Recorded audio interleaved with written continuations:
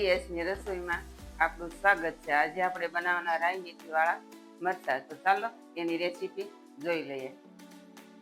આપણે 50 ગ્રામ મેથીના કુરિયા લીધા છે અને આ 30 થી 40 ગ્રામ જેટલા આપણે રાઈના લીધા છે અને 1.5 ચમચી હિંગ લીધી છે। આમાં 1 ચમચી વરિયાળી, તજ, લવિંગ અને મરી લીધી છે। આપણે આને ક્રશ કરી લઈએ મિક્સરમાં મેથીના કુરિયાને।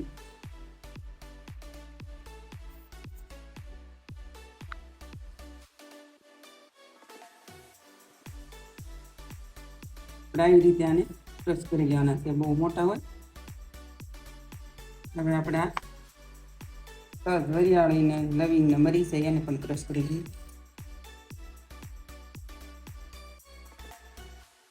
આ પણ આપણે ક્રશ થઈ ગયું છે। આપણે સંભાર બનાવવા માટે 3 થી 4 પાવડા તેલ લેવાનું છે।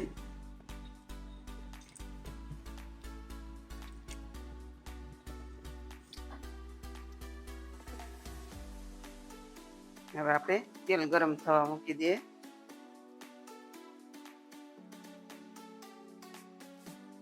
હવે આપણું તેલ ગરમ થઈ ગયું છે તો આપણે પેલા હિંગ નાખી દઈએ, પછી આપણે મેથીના કુરિયા એડ કરી દઈએ।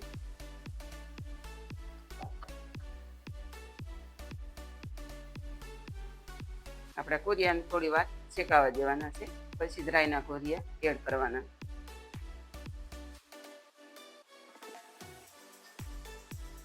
જો તમે આવી રીતે કુરિયા શેકી અને સંભાર બનાવશો તો તમારા મરચાં ચીકણા નહીં થાય ને 1 મહિનો સુધી સારા રહેશે।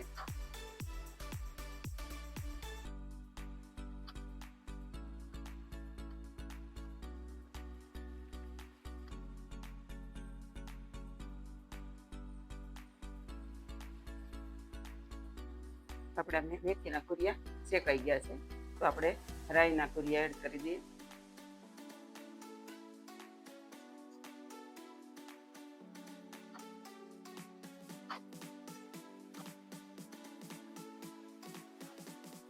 આપણે રાઈના કુરિયાને બહુ શેકાવા દેવાના નથી, આપણે ગેસ બંધ કરી દઈએ। હવે આપણે જે વરિયાળી અને લવિંગ ને તજ વાટ્યા છે એ આપણે એડ કરી દઈએ।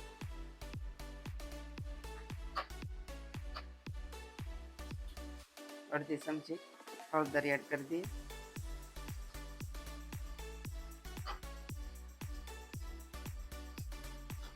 હવે આપણો સંભાર ઠંડો થાય ત્યાં સુધીમાં આપણે મરચાં કટિંગ કરી લઈએ।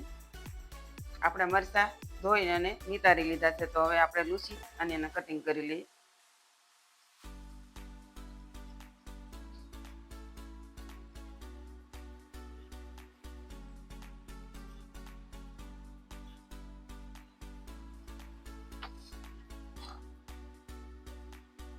હવે મરચાં થોડા થઈ ગયા છે તો આપણે એને કટિંગ કરી લઈએ।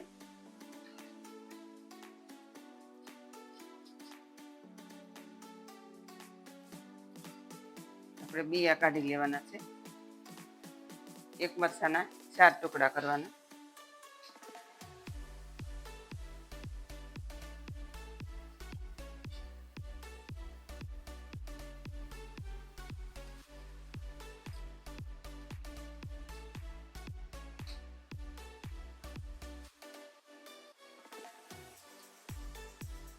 આવી રીતે આપણે બધા મરચાંના ટુકડા કરી લઈએ। હવે આપણે આમાં અડધી ચમચી હળદર એડ કરવાની છે। આપણે 3 થી 4 ચમચી મીઠું લેવાનું છે। તમારે આમાં મીઠાનું પ્રમાણ વધારે રાખવાનું છે તો તમારા મરચાં બગડશે નહીં। આપણે આ 3 લીંબુનો રસ લીધો છે એ એડ કરી દઈએ અને આપણે મિક્સ કરી લઈએ।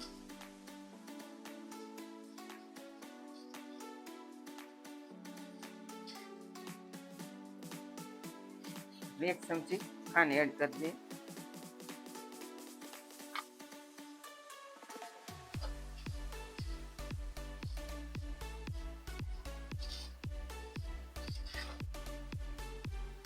આપણે આને 5 થી 7 મિનિટ રહેવા દેવાનું છે, પછી આપણે સંભાર એડ કરી દઈએ અંદર।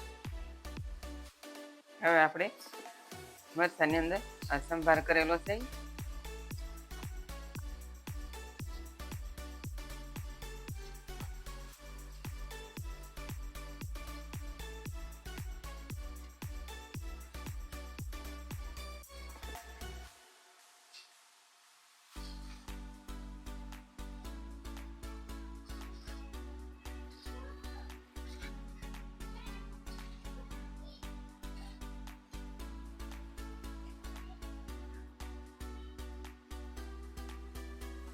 હવે તૈયાર થઈ ગયા છે આપણા રાઈ મેથી વાળા મરચા.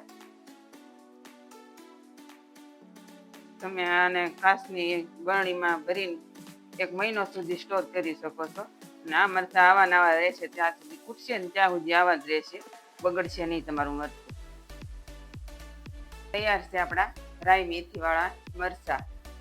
જો તમને મારી રેસીપી ગમતી હોય તો મારા વિડીયોને લાઈક, શેર અને સબસ્ક્રાઈબ કરવાનું ભૂલતા નહીં.